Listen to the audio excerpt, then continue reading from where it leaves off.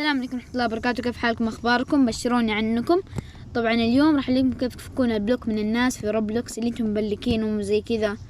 فيعني لو مثلا بلكت صاحبك بالغلط يعني تمزح معاه بلكته بعدين ما عرفت تفك البلوك منه، فهذا الفيديو يعني راح يعلمك كيف تفك البلوك زي كذا. بس قبل ما يبدأ الفيديو لا تنسوا اللايك والاشتراك في القناة وتفعيل جرس التنبيه لما كنتم فاعلينه.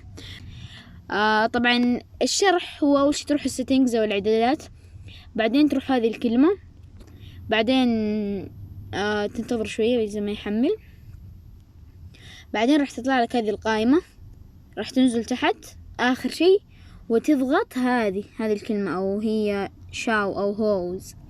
المهم فراح تلقى كل الناس اللي انت ضايفهم، راح تلقى كل الناس اللي انت مبلكهم. طبعا انا مبلك ناس يعني اسباب كذا.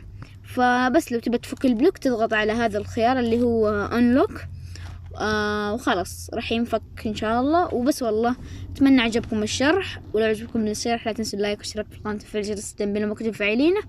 وبس قولوا لي رايكم في السكن يعني لو عجبكم.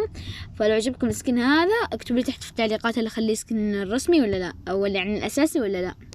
فطبعا ثاني مرة يسألوني ايش اسم حسابي، فاسم حسابي موجود في قناتي، فيعني راح تجوا في قناتي، روحوا اخر خيار وراح تلقوا في قناتي. والله كان معكم معتصم ومع السلامة.